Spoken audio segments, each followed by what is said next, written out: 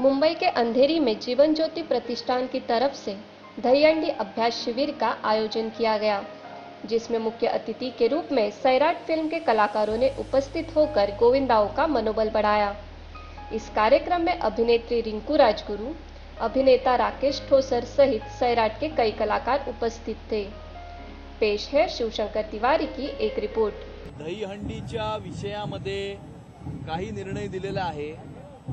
20 फुटापर्यंतच दहीहंडी लावावी, 18 वर्षाच्या खाली मुलांना गोविंदामध्ये सहभागी करू नये, अशा प्रकारचा निर्णय आलेला आहे।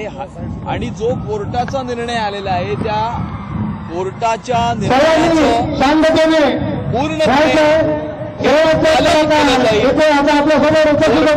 पूर्णपणे आदर मानला जाईल आणि कोणत्याही नियमांचा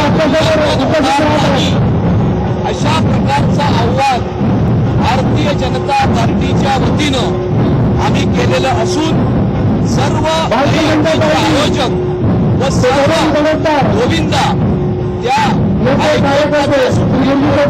निर्णयाचा पूर्ण आदर, त्या निर्णयाच्या अधीन राहून दहीहंडीचा उत्सव साजरा करणे अशा प्रकारची आमची अपेक्षा आहे।